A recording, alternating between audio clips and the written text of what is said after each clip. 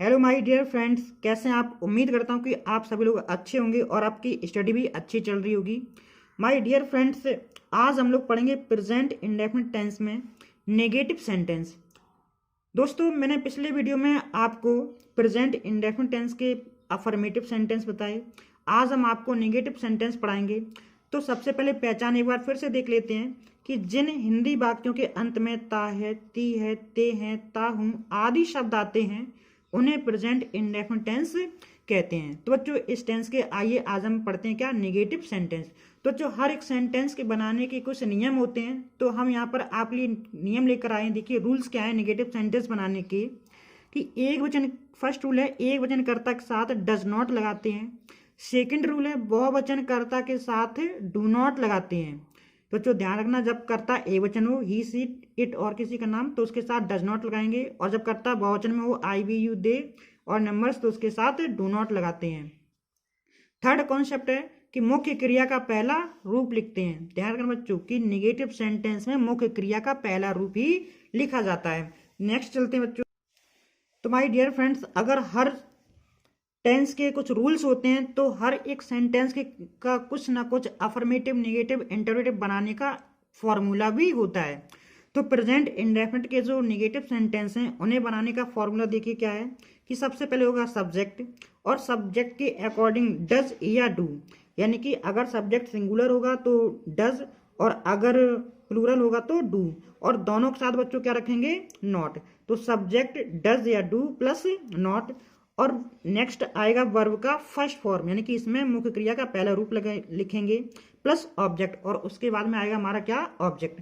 तो आइए बच्चों, यहाँ पर मैंने कुछ एग्जांपल्स लिए हैं, तो आइए देखते हैं वन बाय वन करके एग्जांपल्स के माध्यम से सीखते हैं अच्छे से। फर्स्ट एग्जांपल से, वह एक निबंध नहीं लिखता है। तो देखिए वह के लिए लिखेंगे क्या, ही। अब ही हमारा देखिए कैसा है, ही हमारा सिंगुलर सब्जेक्ट है, तो इसके साथ हम लगाएंगे क्या, डज, और नेगेटिव है तो नॉट। तो ही डज नॉट। अब देखिए बच्चों, जो मेन वर्ब होती है वो हमेशा पहचान से पहली होती है, और उसमें हमें ना लगाना पड़ता है। तो ये ता है, ये तो पहचान होगी, और इससे पहले लिखा है क्या, लिख। तो लिख में ना जोड़ेंगे तो हमारी क्या हो जाएगी, लिखना। तो बच्चों आपको ये ध्यान रखना होगा कि पहचान से ठीक पहले मुख्य क्रिया लिखी होती है, और उसमें अपनी तरफ से हमें ना लगाना पड़ता है, तब वो पूरी मेन वर्ब बनती है। तो मेन वर्ब क्या है, लिखना। तो लिखना की बच्चों हो जाएगी क्या, राइट। तो ही डज नॉट राइट, वह नहीं लिखता है। अब ऑब्जेक्ट का पता लगाने के लिए हम क्या या किसने लगाते हैं, तो देखिए वह क्या नहीं लिखता है, एक निबंध। तो निबंध की ऐसे होती, तो उससे पहले देखिए हम एक की एन लगाएंगे, क्योंकि आपका ये जो ऐसे है, ऐसे में पहला अक्षर आपका वॉवेल है, और जब किसी शब्द का पहला अक्षर वॉवेल होता है तो वहां हम एक की अंग्रेजी एन लगाते हैं। तो देखिए बच्चों हो जाएगा हमारा क्या, he does not write an ऐसे। नेक्स्ट एग्जाम्पल की ओर बढ़ते हैं। नेक्स्ट एग्जाम्पल है, तुम गंगा में स्नान नहीं करते हो। तो बच्चों देखिए सबसे पहले सब्जेक्ट हमारा आ जाएगा क्या, तुम, यू, ठीक है ना। अब ये हमारा जो यू है, ये हमारा प्लूरल सब्जेक्ट है, तो इसके साथ हमारी हेल्पिंग वर्ब आ जाएगी क्या, डू, और नेगेटिव में है तो हो जाएगा हमारा क्या, डू नॉट। मेन वर्ब देखिए क्या है, मेन वर्ब हमारी स्नान करना। तो स्नान करना की होती है क्या, बाथ, BATHE, बाथ। तो तुम स्नान नहीं करते, और कहाँ, गंगा में। तो इन द गंगा, किसी बच्चों नदी का अगर नाम है तो उससे पहले हम आर्टिकल द लगाते हैं। जितनी भी नदियां हैं सभी नदियों के नाम से पहले हम आर्टिकल क्या लगाते हैं, द, और मैं के लिए लिख देंगे क्या, इन। नेक्स्ट एग्जाम्पल बच्चों क्या है, थर्ड, लड़के पतंग नहीं उड़ाते हैं। लड़के, लड़का होता तो बच्चों बॉय, और जब लड़के हैं तो बहुवचन में है तो हो जाएगा क्या, बॉयज। तो जब सब्जेक्ट हमारा बहुवचन में है तो सहायक क्रिया भी बहुवचन की आ जाएगी क्या, डू। नेगेटिव में है तो नॉट।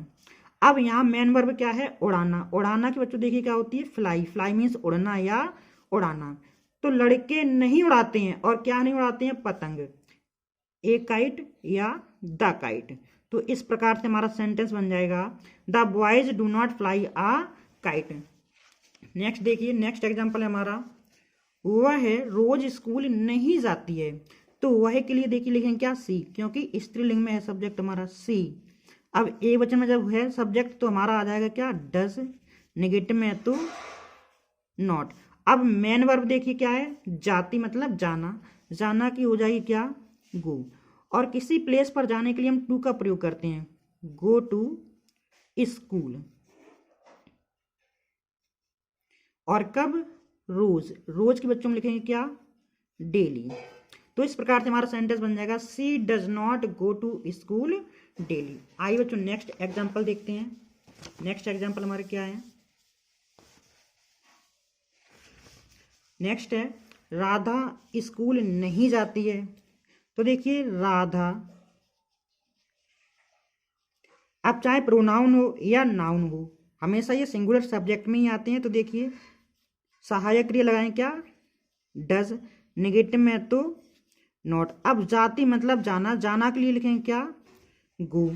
और किसी प्लेस पर जाने के लिए क्या करते हैं बच्चों, टू का प्रयोग करते हैं, टू स्कूल। तो देखिए लगभग में ऊपर और नीचे वाला सेंटेंस सेम है। मैंने इसलिए ऐसा किया क्योंकि आपका चाहे तो प्रोनाउन हो ही सी इट या कोई नाउन हो, तो हमेशा ये सिंगुलर सब्जेक्ट में ही आते हैं।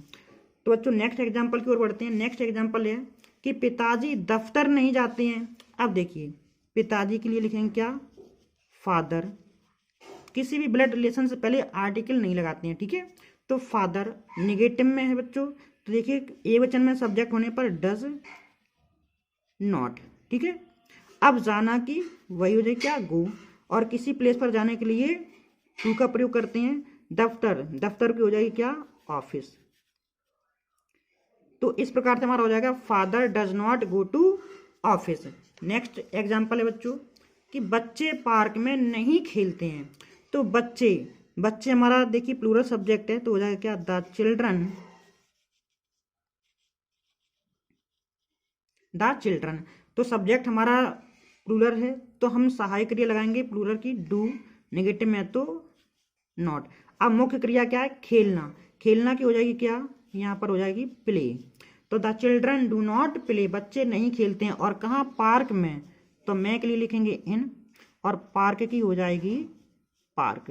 तो इस प्रकार से हमारा बन जाएगा the children do not play in park. तो बच्चों आज का ये वीडियो कैसा लगा, अगर आज का ये वीडियो आपको पसंद आया तो प्लीज़ आप हमारे चैनल को लाइक, शेयर और सब्सक्राइब करें। मिलते हैं बच्चों ऐसे ही एक और नेक्स्ट वीडियो में, तब तक के लिए धन्यवाद।